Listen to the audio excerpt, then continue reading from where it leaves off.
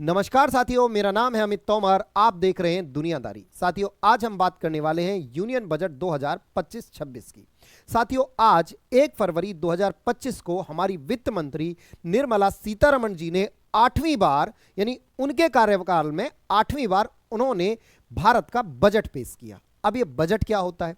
Budget होता है सरकार एक साल में कितना खर्चा करने वाली है और एक साल में कितनी आमदनी करने वाली है, उसका जो ब्यौरा होता है, उसका जो लेखा जोखा होता है, वही बजट कहलाता है। जैसे अगर हम अपने घर के एग्जाम्पल लें तो हम एक साल में अपने घर में कितना खर्चा करने वाले हैं, जैसे दूध पर कितना करने वाले हैं, सब्जी पर कितना करने वाले हैं, आटे पर कितना करने वाले हैं, और अगर मैं बात करूं गाड़ी कौन सी खरीदने वाले हैं, स्वास्थ्य पर कितना करने वाले हैं, बच्चों की शिक्षा पर कितना करने वाले हैं, तो ये सब प्लस हमारी आमदनी कितनी है, भाई हमारी जॉब से कितना आ रहा है, हमने इन्वेस्टमेंट किया हुआ है उससे कितना आ रहा है, तो इन सबका लेखा जोखा ही बजट कहलाता है। अब हम आज बात कर रहे हैं भारत के बजट की। तो भारत का बजट जो है, यानी भारत सरकार एक साल में कितना व्यय करेगी, खर्चा करेगी और कितना आमदनी होगी सरकार की, इस बात को इस बजट में दिखाया गया है। तो चलिए शुरू करते हैं, एक एक चीज आपको समझाऊंगा। टैक्स स्लैब में इस बार कितनी छूट हुई है, किसको टैक्स ज्यादा देना है, किसको कम देना है, कौन सी चीजें जो है प्राइस बढ़ने वाले हैं, किन चीजों के प्राइस घटने वाले हैं, सारी बातें हम इस आज के सेशन में करने वाले हैं। लेकिन उससे पहले अगर आपने अभी तक वीडियो को देख लिया है और चैनल को सब्सक्राइब नहीं किया है तो जल्दी से चैनल को सब्सक्राइब करें, वीडियो को लाइक करें और वीडियो को शेयर भी कर दें और बेल आइकन प्रेस कर दें ताकि हमारी आगे आने वाली वीडियो आपको सभी मिल जाए। तो चलिए शुरुआत करते हैं। साथियों, अगर मैं स्टार्टिंग देखूं तो देखिए, यहां आपको दिखाई दे रहा होगा आयकर बजट 2025 संशोधित टैक्स स्लैब विश्लेषण। आपकी जेब में कितना अधिक पैसा होगा, जानिए कहां से आए बजट शब्द, कब पेश हुआ था, भारत का पहला बजट, दिलचस्प है इतिहास, यानी आज हम इतिहास की भी बात करेंगे कि कब पहला बजट पेश हुआ, किसने किया, सारी बातें करने वाले हैं आज के सेशन में। तो सबसे पहले अगर मैं बात करूं तो बजट में आज सुबह सुबह देखिए क्या हुआ। ये रही हमारी वित्त मंत्री निर्मला सीतारमण जी।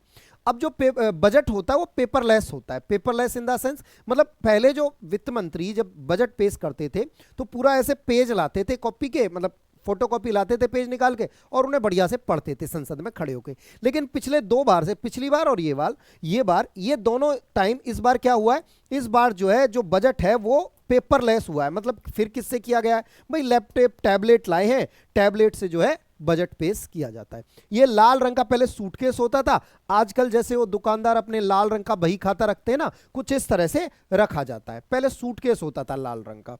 अच्छा, उसके बाद बात करें, मैंने सूटकेस का इतिहास क्या है, ये मैंने पिछले बजट पे एक वीडियो किया था। जो पहले लाल रंग का सूटकेस आता था तो लाल रंग का ही क्यों आता है, उस पर पूरा इतिहास है, मैंने पिछले बजट सेशन में ये वीडियो करके आपको बताया था, आप जाके देख सकते हो, इसी चैनल पे मिल जाएगा।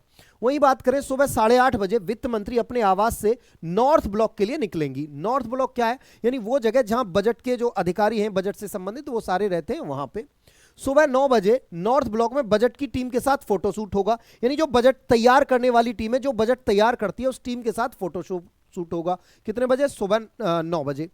सुबह 10 बजे वित्त मंत्री बजट के साथ संसद में प्रवेश करेंगी।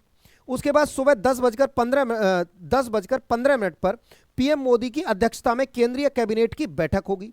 सुबह 11 बजे वित्त मंत्री निर्मला सीतारमण लोकसभा में बजट पेश करेंगी। कितने बजे? सुबह 11 बजे। दोपहर 12 बजे राज्यसभा की कार्यवाही शुरू होगी। शाम 4 बजे वित्त मंत्री Nirmala Sitharaman national media centre पर प्रेस कॉन्फ्रेंस को संबोधित करेंगी। यह कुल मिला के पूरा का पूरा कार्यक्रम रहा आज का, किसका? वित्त मंत्री निर्मला सीतारमण जी का। उसके बाद ये जैसे ही निकली तो राष्ट्रपति भवन पहुंची। वहां राष्ट्रपति, जो कि एक कल्चर है, एक परंपरा है कि भाई राष्ट्रपति जो है ना, वित्त मंत्री को दही और चीनी खिला के, दही शक्कर अपने यहां शुभ माना जाता है ना, तो दही चीनी खिला के इनको जो है बजट प्रस्तुत करने के लिए भेजा गया। चलिए, उसके बाद अब थोड़ा सा जान लेते हैं कि हमारे संविधान में बजट शब्द कहां है। भाई हमारे संविधान में बजट शब्द कहां है? तो देखिए एक चीज समझ लीजिए, यहां हमारे संविधान में अगर मैं देखूं तो कहीं पर भी बजट शब्द नहीं है।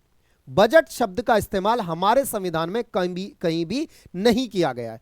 फिर किसका इस्तेमाल किया गया है? भाई संविधान के अनुच्छेद 112 यानी आर्टिकल 112 में क्या है? आर्टिकल 112 में दिया गया वार्षिक वित्तीय विवरण, यानी बजट शब्द नहीं है। आर्टिकल 112 में वार्षिक वित्तीय विवरण दिया गया है, बस ये दिया हुआ है बजट से रिलेटेड। सिर्फ राष्ट्रपति के पास ही बजट पेश करने का अधिकार होता है। राष्ट्रपति बजट पेश करने के का आदेश किसी भी मंत्री को दे सकते हैं, यानी राष्ट्रपति किसी भी मंत्री से कह सकता है कि भैया बजट पेश करिए। चलिए अब आगे बढ़ते हैं।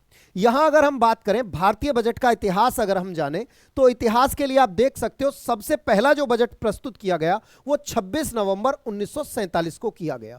कब किया गया? 26 नवंबर 1947 को सबसे पहला बजट पेश किया गया, जिसे आर के सान मुगम चेट्टी ने प्रस्तुत किया था।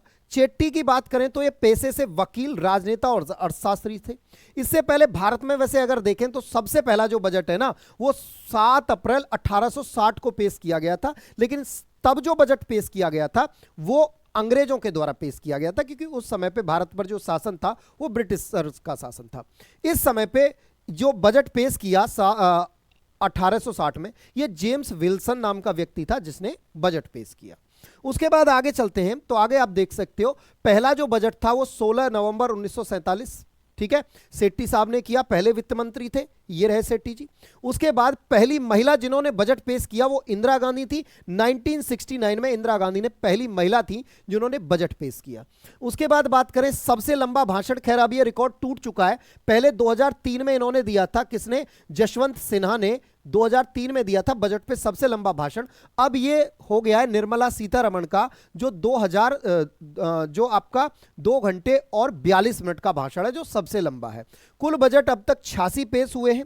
चलिए अब हम आगे देखें तो यूनियन बजट के इतिहास की बात करें तो सबसे बड़ा सबसे ज्यादा शब्दों का जो बजट पेश किया है वो डॉक्टर मनमोहन सिंह ने किया था 1991 में, जब नरसिम्हा राव की सरकार थी, मनमोहन सिंह जी वित्त मंत्री थे, तब मनमोहन सिंह जी ने सबसे ज्यादा शब्दों का बजट पेश किया था।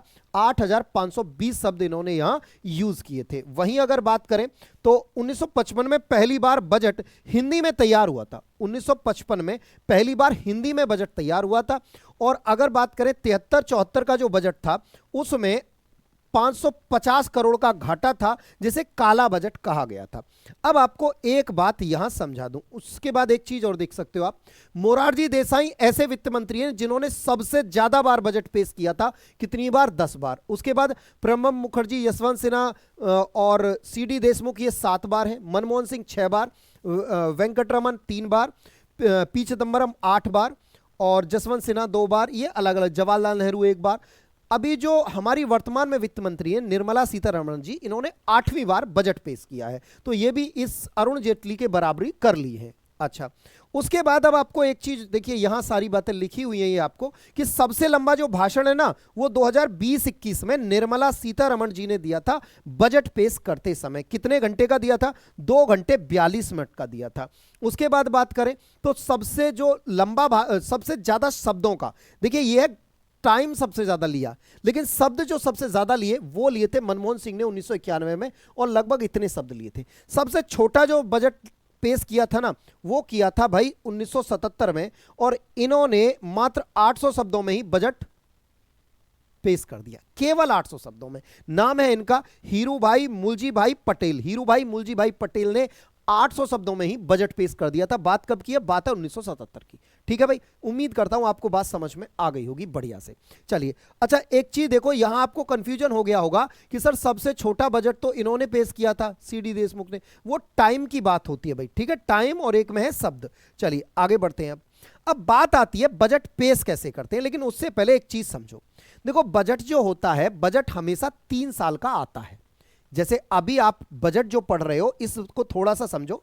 आप बजट पढ़ रहे हो क्या, ये बात शायद आप में से बहुत सारे बच्चों को पहली बार पता चलेगी, ये गारंटेड है।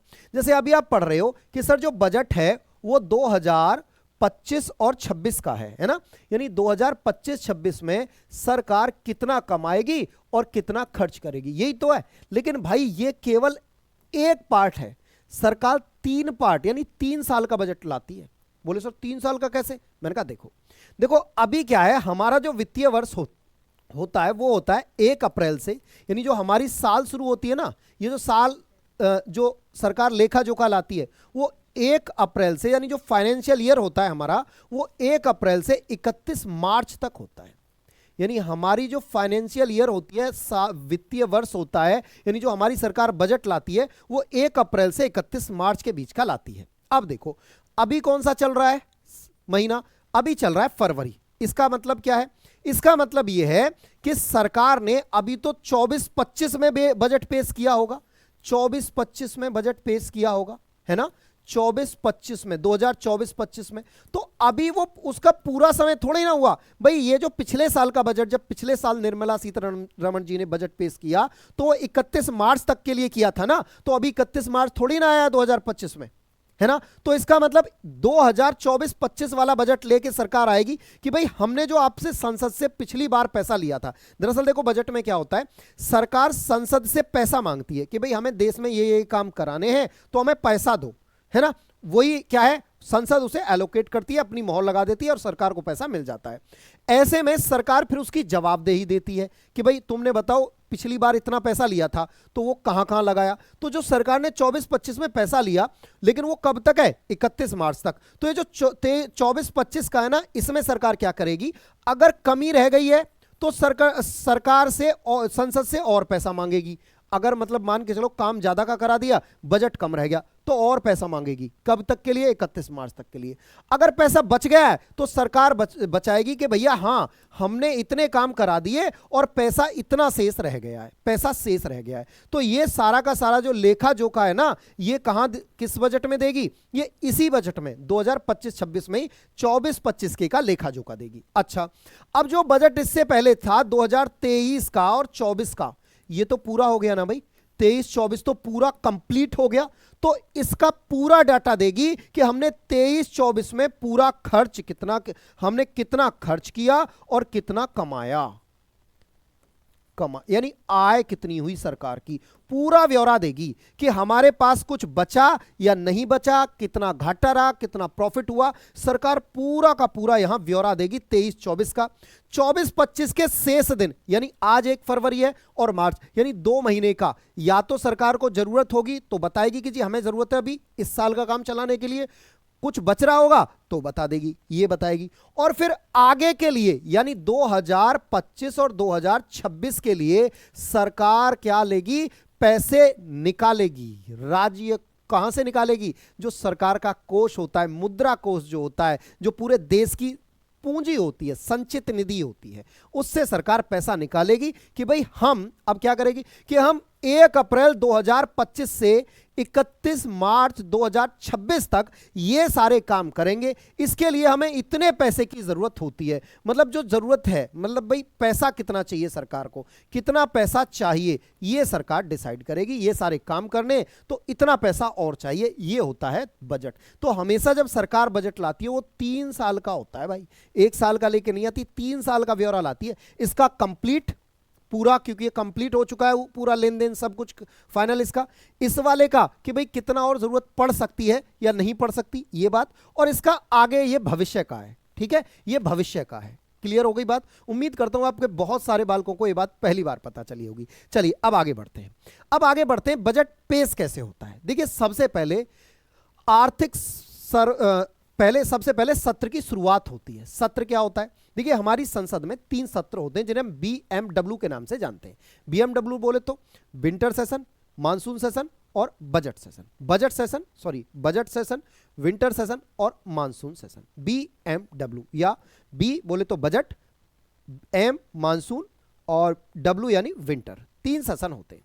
तीनों सेशन में जो बजट सेशन है उस समय इसकी जो शुरुआत होती है, सत्र की शुरुआत होती है, आर्थिक सर्वेक्षण पेश किया जाता है और लास्ट वीक ऑफ जनवरी यानी जनवरी के अंतिम महीने में सत्र की शुरुआत हो जाती है। उसके बाद 1 फरवरी को वित्त मंत्री का बजट भाषण होता है और वित्त विधेयक पेश किया जाता है। यानी अभी केवल पेश किया है कि भाई साहब हमें देखो, संसद से सरकार क्या कर रही है, बजट मांग रही है, पैसा मांग रही है कि देखो भाई हम ये काम करेंगे, हमें इतना पैसा चाहिए। तो ये बजट पेश हुआ है 1 फरवरी में। उसके बाद क्या होता है, अगले वीक क्या होता है, फर्स्ट वीक में फरवरी के में सामान्य चर्चा होती है। यानी बजट प्रस्तावों पर सांसद चर्चा करते हैं, यानी संसद में चर्चा होगी कि हाँ भाई देना चाहिए, इसके लिए आप ज्यादा मांग रहे हो, इसके लिए कम मांग रहे हो, चर्चा होती है। उसके बाद क्या होता है, सेकंड वीक में क्या होता है, सेकंड वीक में फरवरी के में और मार्च के फर्स्ट वीक तक क्या चलता है, समिति का विचार विमर्श चलता है।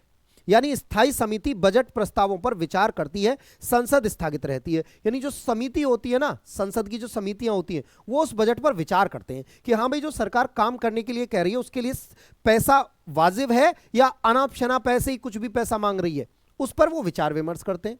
उसके बाद सेकेंड वीक ऑफ मार्च के सेकेंड वीक में बजट प्रस्तावों पर सिलसिलेवार गहन चर्चा होती है और मार्च के लास्ट वीक में क्या हो जाता है, लोकसभा से वित्त विधेयक पास और राष्ट्रपति की मंजूरी मिल जाती है। यह होता है पूरा प्रोसेस।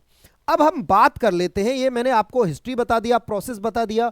अब हम बात करते हैं बजट 2025 की। अगर हम अब बात करते हैं बजट 2025 की बात अब हम करते हैं, तो देखिए 2025 की बात करूं, बजट 2025 की अगर बात की जाए तो ध्यान से समझिएगा।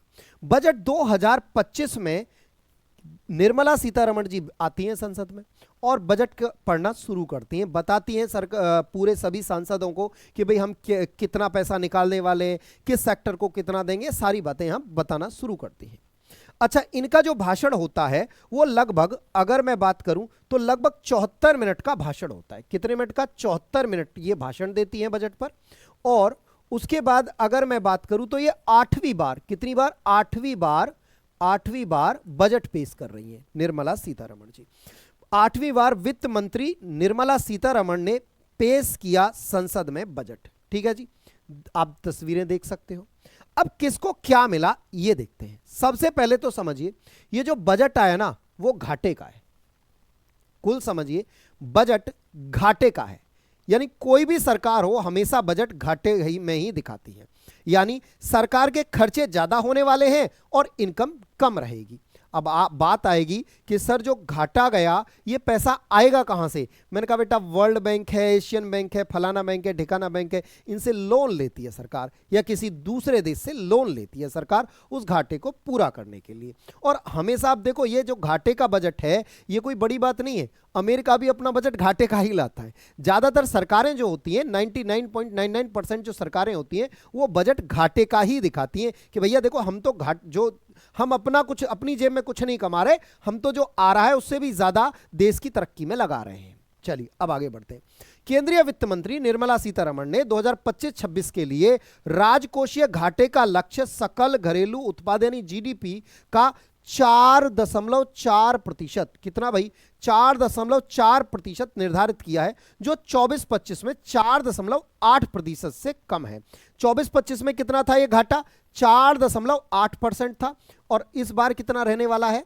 4.4% रहने वाला है। यानी अगर मैं शब्दों में कहूं तो यहां देखिए भारत सरकार 2025-26 के केंद्रीय बजट में कुल सरकारी व्यय का 50.65 लाख करोड़, यानी जो खर्चा करने वाली है ना सरकार वो 50.65 लाख करोड़ का खर्चा करने वाली है। पिछले साल अगर बात करूं तो यह खर्चा 47.16 लाख करोड़ का खर्चा हुआ था पिछले साल 24-25 में। इस बार कितना होने वाला है? 50.65 लाख करोड़ का। अच्छा, सरकार की आमदनी कितनी होने वाली है? लगभग 42.70 लाख करोड़ की इसकी आमदनी होने वाली है सरकार की। ठीक है, उसके बाद हम यहां देखें तो देखिए अब बात आती है टैक्स स्लैब की, जो इंपॉर्टेंट पार्ट है, जो हमारा और आपका पार्ट है आम आदमी का। आम आदमी को क्या फायदा? देखिए इस बार आम आदमी के लिए क्या किया है, 12 लाख तक की आय पर कोई टैक्स नहीं है। यानी अगर आपकी आय लगभग 13 लाख 12,75,000 है ना, तो भी आपको कोई भी टैक्स नहीं देना। यानी यहां देख सकते हो 75,000 की मानक कटौती के साथ वेतन भोगी करदाताओं के लिए 12.75 लाख तक कोई टैक्स नहीं होगा।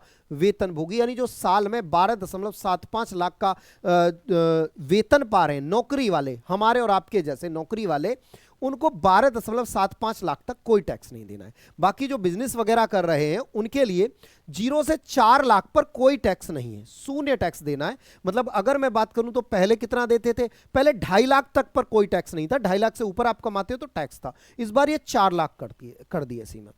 4 से 8 कमाते हो 5%। हालांकि देखो 4 से 8 कमाने वालों के लिए भी कोई टैक्स नहीं है। ये 5% जो आप अपना टैक्स स्लैब में और अपने जो खर्चे हैं उन्हें दिखा के खत्म हो जाता है। 8 से 12 10%, 12 से 16 कमा रहे हो 15% टैक्स देना होगा, 16 से 20 कमा रहे हो 20%, 20 से 24 लाख कमा रहे हो तो 25, और 24 लाख से अधिक कमा रहे हो तो 30% आपको टैक्स देना पड़ेगा। उसके बाद अब हम यहां देखें किसको कितना मिला, बात आती है किसको कितना मिला। अब देखिए फायदे क्या हैं, एक सेकंड समझिए, ये समझिए फायदे क्या हैं, नए में और पुराने में फायदे क्या हैं।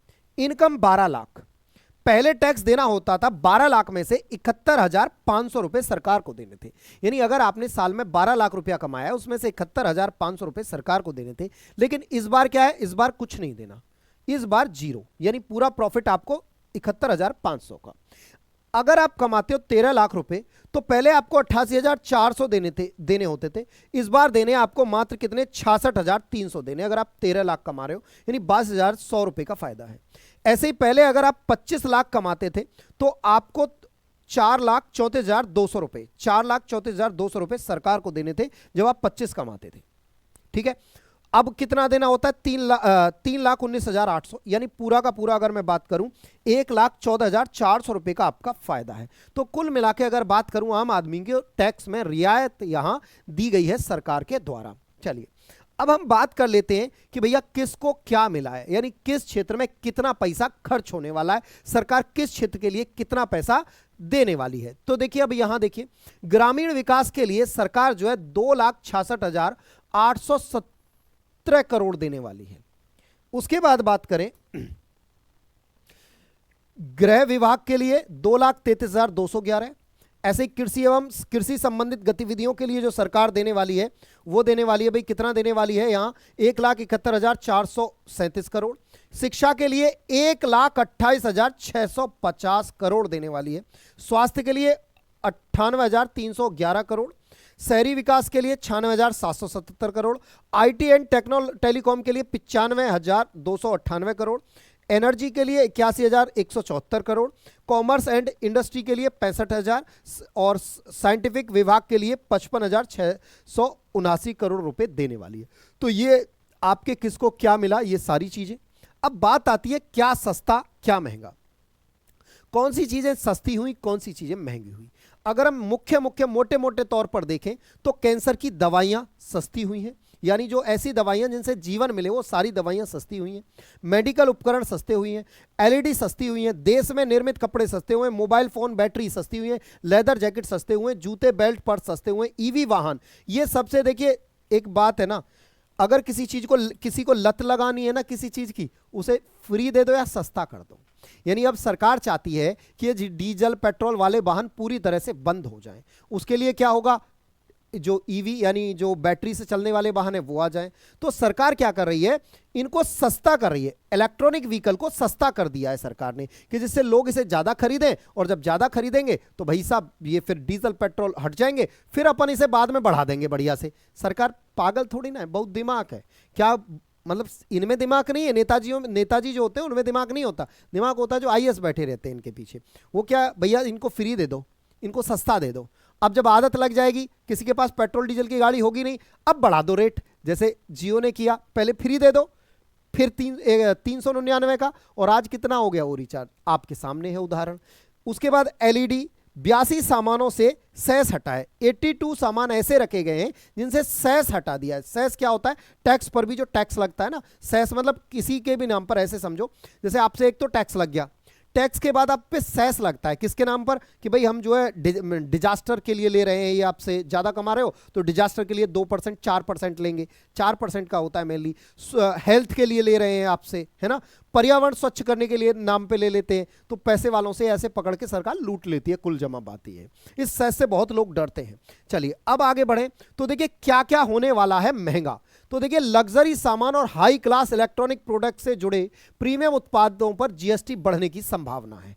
भाई साहब लग्जरी जो आइटम होते हैं, आयातित ऑटोमोबाइल जैसे लग्जरी और उच्च स्तरीय इंपोर्टेड कारों पर कस्टम ड्यूटी में वृद्धि की संभावना, यानी जो बेहतरीन वाली आजकल आप कार खरीद रहे हो ना, जैसे टोयोटा। आपको एक बात बताते हैं, आप फॉर्च्यूनर खरीदते हो, फॉर्च्यूनर पे आप कितना सोचो सरकार कितना कमा लेती होगी। फॉर्च्यूनर पे जहां टोयोटा कंपनी 1 लाख कमाती है, सरकार एक फॉर्च्यूनर पे आपसे 18 लाख रुपए कमाती है। ठीक है, तो समझ सकते हो आप कितना कमाती है। तो लग्जरी गाड़ियां महंगी होने वाली है। तंबाकू, सिगरेट और स्वास्थ्य उपाय के रूप में टैक्स वृद्धि की संभावना, यानी जो आप तंबाकू और सिगरेट पीने वाले हो ना, जो सुट्टाबाज है, उनके लिए थोड़ी सी टेंशन है। खैर उनके लिए टेंशन कुछ नहीं है, पौवा उनके लिए तो 1000 का भी हो जाए वो तो तब भी पीने वाले हैं। सिगरेट, एक सिगरेट 100 की भी हो जाए तब भी पीने वाले हैं। शराब की खपत को कम करने के लिए उत्पाद शुल्क में वृद्धि की संभावना है। भाई साहब शराब भी महंगे होने वाली है भाई साहब, नशेड़ियों के लिए तो बड़ी विडंबना है। सोना और चांदी जैसी कीमती धातुओं पर आयात शुल्क में वृद्धि की संभावना है। हाँ भाई साहब खरीद के रख लो, सोना होने वाला है महंगा। आगे देखिए, हवाई यात्रा से जुड़े विमान ईंधन टैक्स में वृद्धि से टिकट की कीमतों पर भी वृद्धि होगी। मोबाइल रिचार्ज प्लान और इंटरनेट सेवाओं को दूर बुनियादी ढांचे की बढ़ती लागत के कारण महंगा किया जा सकता है। यानी भाई साहब आपके रिचार्ज भी महंगे होने वाले हैं, इंटरनेट भी महंगा होने वाला है, हवाई जहाज की टिकटें भी महंगी होने वाली हैं, सोना चांदी भी महंगा होने वाला है, शराब भी महंगी होने वाली है। ये वो चीज़ें जो नॉर्मल हम और आप देखते हैं अपनी जीवन में। भाई हमें महंगाई का किससे पता चलता है? सोना महंगा हो गया, डीजल महंगा हो गया, रिचार्ज महंगा हो गया, शराब महंगी हो गई, सिगरेट महंगी हो गई, दारू महंगी हो गई, है ना, और जो कारें हैं वो महंगी हो गई। हमें इन्हीं से तो महंगाई का पता चलता है कि भाई साहब महंगाई बढ़ रही है। तो कुल मिला के ये महंगा होने वाला है। तो देखो ये तो रही जो मेन बातें हैं वो क्या क्या रहने वाली हैं। बाकी अगर आप टैक्स का डिटेल जानना चाहते हो किस सेक्टर में प्रॉपर एक एक बारीकी से, तो आप मुझे मेरे टेलीग्राम पर, अमित तोमर के नाम से मेरा टेलीग्राम है, वहां जाइए, ज्वाइन हुई और वहां मैं आपको पीडीएफ डाल दूंगा पूरा टैक्स के बारे में। उसे आप पढ़ सकते हो एकदम से, बिल्कुल यूपीएससी वाला मेन का आंसर राइटिंग अगर लिखना हो तो। अब देखिए एक और चीज समझते हैं। भारत सरकार हर साल अपने जो अड़ोसी पड़ोसी देश है ना, छोटू मोटू से, उन देशों को कुछ पैसा देती है। किस लिए सर जी? लोन पे देती है क्या? मैंने कहा नहीं। बोले फिर कैसे देती है?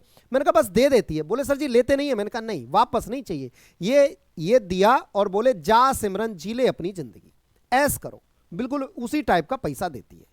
किस देश को कितना दिया है देखो, अब यहां देखो फटाफट से देखो, भूटान को सबसे ज्यादा पैसा दिया है। भूटान को जहां पिछली बार अगर बात करें तो पिछली बार की तुलना में थोड़ा सा कम है। इस बार भूटान को जो पैसा दिया है वो दिया 2150 करोड़ रुपया भूटान को दिया है। अकेले भूटान को 2150 करोड़ रुपया भूटान को दिया है कि ले भूटान जी ले अपनी जिंदगी, हमारा पड़ोसी राज्य है। उसके बाद मालदीव को दिया 600 करोड़ दिया है। मालदीव थोड़ा आजकल 3-5 कर रहा था, तो बोले बेटा अच्छा ऐसे नहीं आओगे, कट कर दो इसका, यानी पैसा इसका कट कर दिया, वरना इसे भी अच्छा खासा देते हैं। अफगानिस्तान को भी देखो 100 करोड़ दिया है, बढ़िया से देखो, आतंकवादी वाले देश को भी, के लो यार तुम भी क्या याद करोगे, ले लो चंदा। बांग्लादेश को भी देखो 120 करोड़ दिया। देखो हालांकि बांग्लादेश आजकल बेचारा इतना भारत के एकदम खिलाफ जा रहा है, तो पहले ज्यादा देते थे, लेकिन इस बार बेटा तुम ऐसे नहीं मानोगे, इनका जो बस 120 करोड़, ऐसे मानो बस ये ऊंट के मुंह में जीरा। उसके बाद देखो नेपाल को दिया है 700 करोड़, इनको भी पहले काफी देते थे, इस बार इनका भी घटा दिया है। श्रीलंका को दिया है मात्र 300 करोड़, वहीं म्यांमार को दिया 350 करोड़, और ये मंगोलिया को दिया भाई साहब 5 करोड़, ओनली 5 करोड़। उसके बाद अगर मैं बात करूं तो अफ्रीकन कंट्री को दिया 225 करोड़, अफ्रीकन कंट्री को भी यहां दिया है, ठीक है। मॉरिशस को दिया है 500 करोड़। तो कुल मिला के ये पैसा भारत सरकार ऐसे दे रही है कि जाओ सिमरन जी लो अपनी जिंदगी। तो कुल मिला के अब बात आती है कि सर इन्हें क्यों देते हैं? बेटा इसलिए देते हैं क्योंकि जैसे देखो भूटान है, बिल्कुल हमारे ऊपर है, नॉर्थ ईस्ट के पूर्वोत्तर भारत के बराबर में। अगर हमने इसको पैसा नहीं दिया तो चीन इसको पैसा दे देगा, और चीन अगर पैसा दे दिया तो समझ रहे हो ना, वो भारत के लिए ज्यादा घातक है, क्योंकि चीन ऑलरेडी कहता है कि जो पूर्वोत्तर भारत है वो मेरा है ना। तो पता चले चीन चिकन नेक पे आए और भारत के 7 राज्यों पे कब्जा कर ले। इसलिए हमें जहां जहां हमारे हित हैं, अब आप कहोगे सर हमारा अफगानिस्तान में क्या हित है? भाई साहब $3 बिलियन का प्रोजेक्ट भारत ने चलाया हुआ है, हाईवे बनवाया, संसद बनवाया, डैम बनवाया, इतने सारे काम वहां कराए हुए हैं, तो हमारे हित हैं। बात करें भूटान में, भाई साहब बता दिया। बात करें मालदीव में, अरे भाई साहब आइलैंड पूरा का पूरा अपन वहां से कवर करते हैं, भारत का मिलिट्री बेस वहां है। तो इस तरह से भारत आसपास के देशों को पैसा देता है। भारत क्या, जो बड़े देश है ना, जो पैसे वाले देश हैं थोड़े, वो सभी इस तरह से पैसा बांटते हैं, ठीक है। तो उम्मीद करता हूं आज की क्लास आपको अच्छी लगी होगी, समझ में आया होगा कि बजट कैसे होता है, क्या होता है, क्यों पेश किया जाता है, सारी बातें आपको समझ में आ गई होंगी। तो आज की क्लास में इतना ही, बाकी मिलेंगे आपसे अगली क्लास में। तब तक के लिए सभी को राम राम, नमस्कार, जय हिंद, जय भारत।